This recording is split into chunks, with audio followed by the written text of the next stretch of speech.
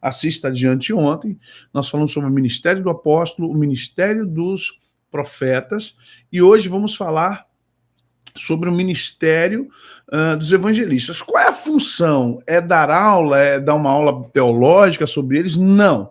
É suscitar a nossa atenção, nem discussão, é suscitar a nossa atenção para ministérios que não estão sendo usados, não estão sendo utilizados, que não estão sendo, na verdade, propagados e nem pregados.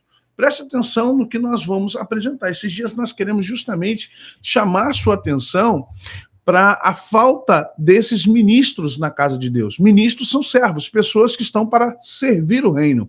E quando Paulo fala em Efésios 4:11 dos ministérios, ele fala para a edificação do corpo, não da Assembleia de Deus, não da Batista, não da Presbiteriana, não da Congregacional, da Quadrangular, da Metodista só, mas do corpo de Cristo, bem ajustado, para que possamos chegar à estatura de varonilidade perfeita, à semelhança de quem?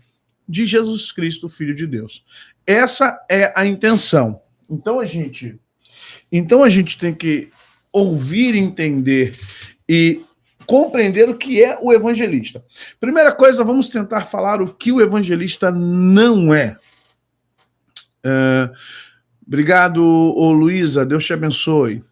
Evangelista não é alguém que fala assim, eu gosto de evangelizar. Primeiro, a evangelização como um todo é um mandato de Jesus. Jesus, lá em Marcos 16, ele diz o seguinte, ide, portanto, esse ide é imperativo, né, no formato imperativo da língua portuguesa. Ide, portanto, pregai o evangelho a toda criatura, ok? Então, ide, vocês vão, vá. Ou seja, eu não estou pedindo, eu estou mandando. Ide, portanto, pregai o evangelho. Então, todo evangélico, todo cristão, todas as pessoas que seguem a Jesus, que amam a Jesus, tem que pensar que Jesus me enviou, Jesus me mandou pregar o evangelho a toda criatura. Jesus mandou eu comunicar o amor dele, falar da graça, do poder, da salvação e de tudo mais. Então, Jesus me mandou fazer esse tipo de ação. Ok. Agora, não quer dizer que eu e você evangelizemos, que eu e você somos pessoas que evangelizam, mas o evangelista é alguém assim como profeta, como apóstolo, como pastor, como mestres, que foi chancelado, alguém que está sendo, foi preparado, foi separado pelo Espírito Santo para uma ação sobrenatural. De todos os ministérios que nós estamos aqui abordando, o mais poderoso em sinais, prodígios e maravilhas é o do evangelista. E vamos ver isso com base em Filipe. Vamos aqui para a Bíblia, que a melhor forma da gente compreender isso é olhando para o nosso querido diácono Filipe.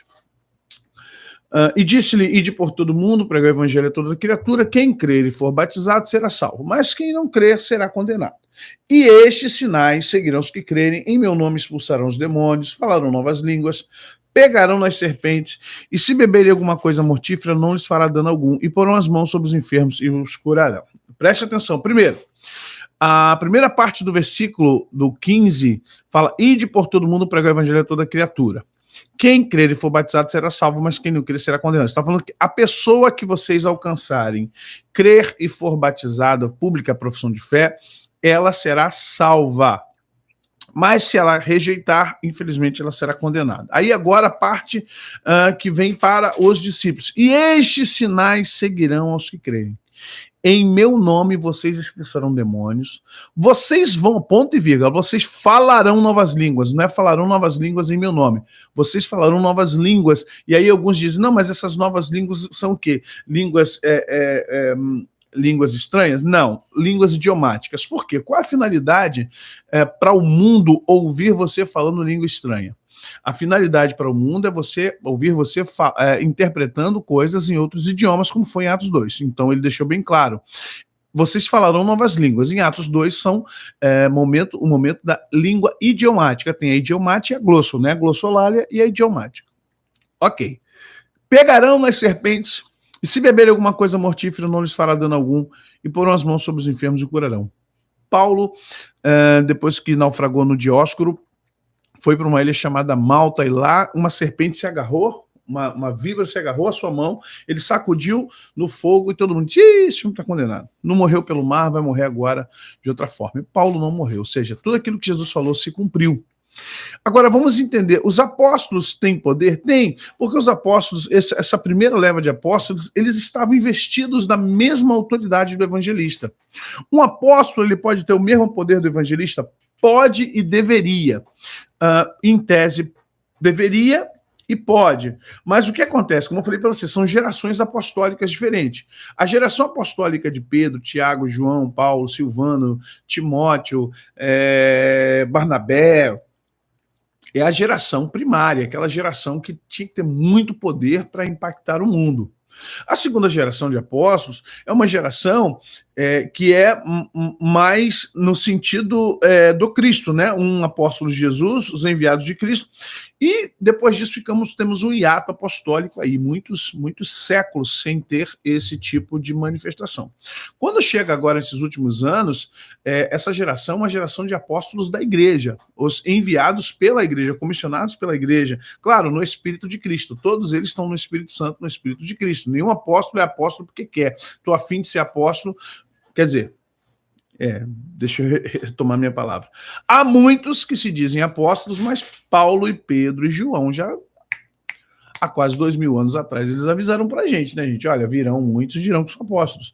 Falsos bispos, falsos apóstolos, falsos profetas, falsos pastores, falsos crentes, falsos milagreiros. Então, vamos entender que há muitos falsos tudo, inclusive falsos apóstolos.